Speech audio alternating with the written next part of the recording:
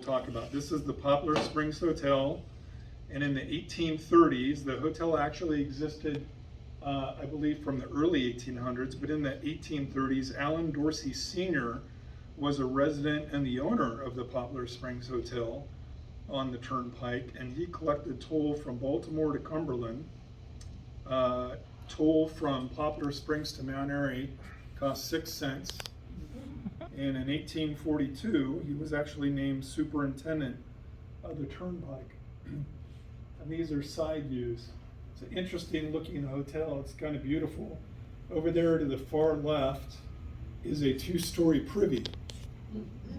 I don't know how that bode very well for the people on the bottom floor, but I'm assuming some plumbing was in there. Does this have a laser pointer too?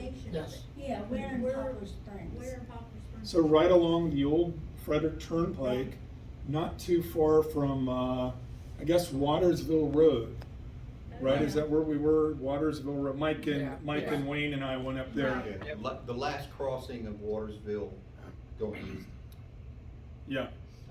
So like if we Is went. that where the spring is? I'm trying to think where the spring. Yeah, the same road to There's an auto Springs, repair that's shop. the water. Spring is actually there, because I visited the Yes. spring. That's- Yeah, everybody knows where Yes. Wally's Ironworks is. Yeah. Down the road from Wally's Ironworks, not too far. There's an auto repair shop right there, right on National Road. What is that, Hardy Road there? It's Hardy Road on one side and Watersville Road on the other side. Yeah. Is the structure still there? No, Oh, okay. yeah, I think it's now a home.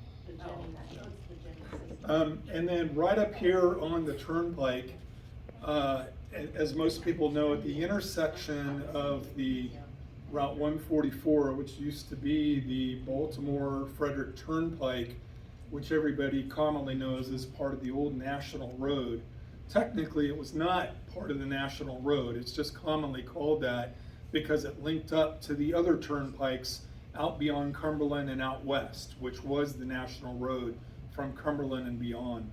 But from Baltimore to Frederick, it was known as the Baltimore Frederick Turnpike. So right at the intersection of Main Street, which back then was known as Westminster Road, and the old Turnpike, where Anita's Liquors is, where the Bank of America is, there were a number of commercial buildings and early residences and some taverns from the 1800s.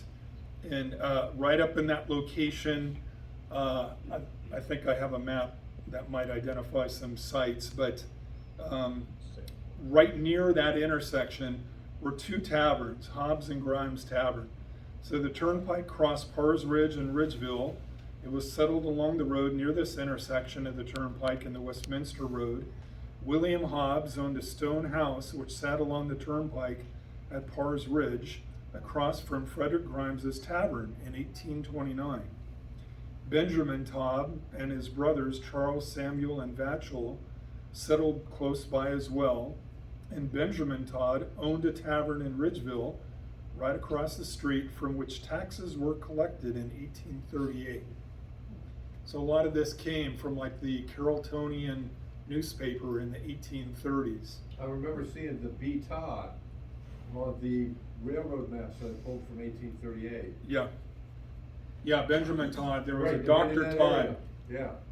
Yeah, Dr. Todd owned a good parcel of property right down by Food Line, where they had a number of fires and other stuff. So here is an early map. This is a portion of a Carroll County map from 1862. If you see the map itself, it's a huge map. So this is blown in, and it's amazing detail from this period of time. But right here, around this intersection, this is Main Street into Mount Airy, and this is the Turnpike right here. And at this intersection, here is Benjamin Todd's house. It doesn't identify as a tavern. They also own this residence here and all this property right there. Now right here in the middle of Mount Airy, on this map of 1862, there's specifically no hotels or taverns mentioned, but we do know that Henry Bassard ran his shop and tavern and the railroad station where the caboose now sits.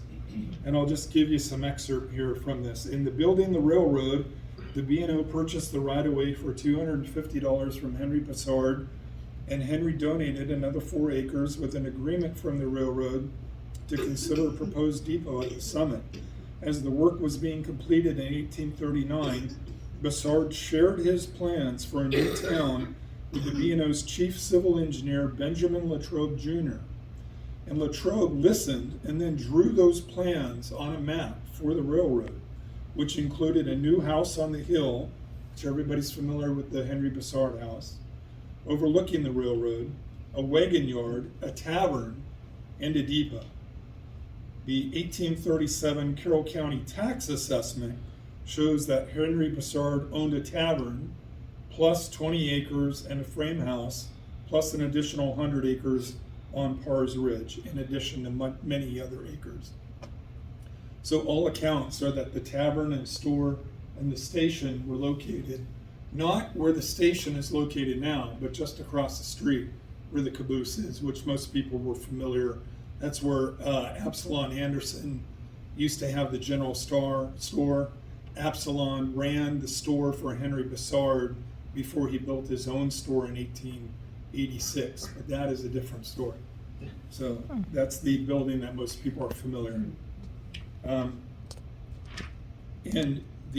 I'll talk about Basil Runkles from the history of Frederick County and the history of Western Maryland. There's a lot of interesting profile excerpts on some of our founding pioneers in Mount Airy that were captured then. And so this is about Basil Runkles. So one of Mount Airy's first pioneers was Joseph Just Runkles, born in 1773. He devoted his life to farming, and he settled on a farm of 175 acres near Woodville. He married Susanna Bassard, who was Henry Bassard's aunt. And together, he and Susanna had 8 children: Joseph, John, Samuel, William, Daniel, Bryce, Nancy, and Basil. And Basil Runkles was born near the Mount Airy on the farm in 1799. And according to the history of Frederick County, for some time, Basil kept an inn at Ridgeville and afterwards at Mount Airy. Now this had to be around 1840 or 1850. And we don't have any Mount Airy map unless Peter could dig up a geological survey map that might show those buildings along Main Street in Mount Airy at the time. Now what's interesting is we also have a handful of descriptions from early residents of Mount Airy. We have a description from Samuel Clay, who left Mount Airy as a young man in 1880.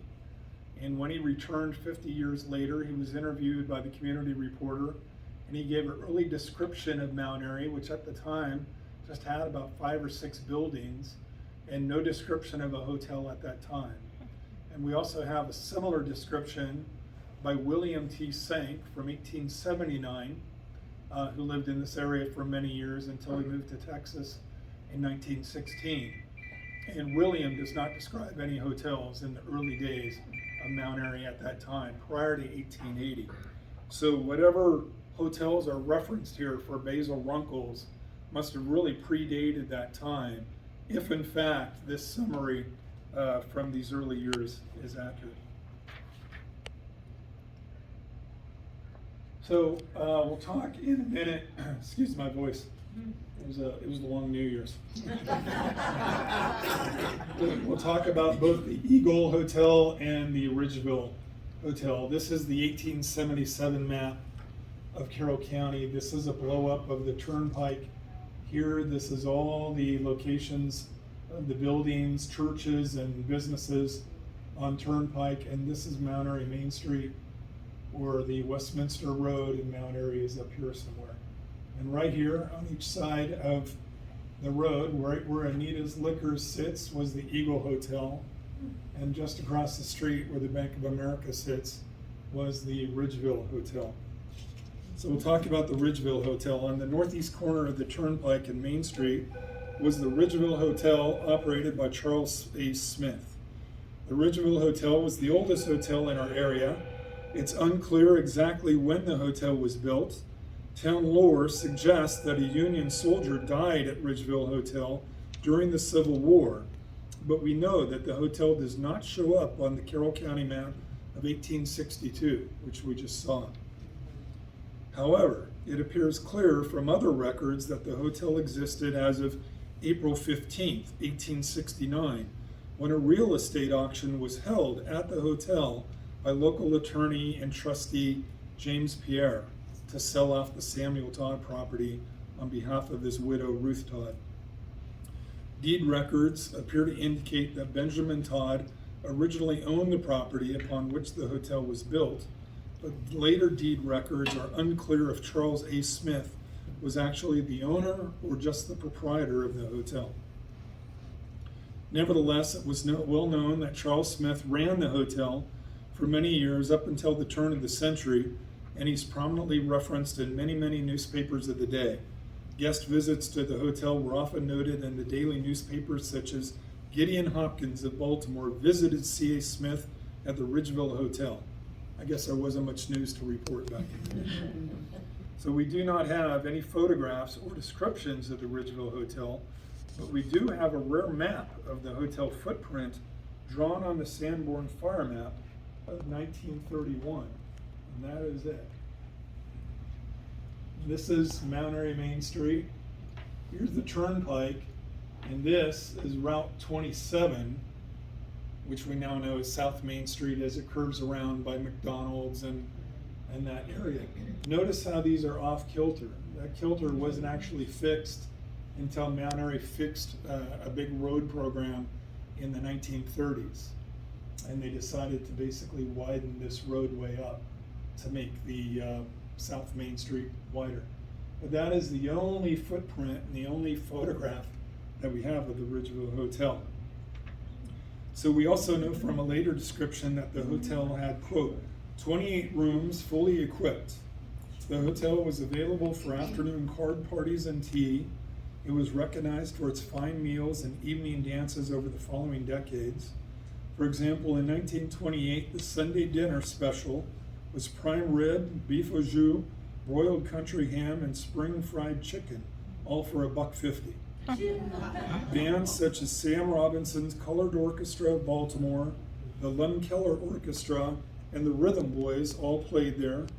By the 1920s and into the following decade, the hotel suffered losses and changed proprietors no less than 8 times over the last 16 years of operation, to include ownership by C.B. Cox, Marshall and Melissa Buckingham of Baltimore, Lizzie Shipley, Carl Austin, Benjamin Frisch, William Miller, and Harley Dunbar and his sister Mildred.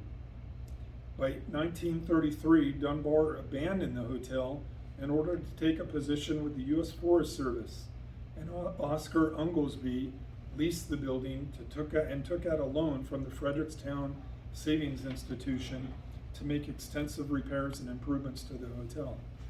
However, it is unclear if this work was ever accomplished, because in February of 1935, after a devastating fire burned down the Mount Airy High School, negotiations were underway to relocate the 170 students to the Ridgeville Hotel to continue classes, but that never came to pass.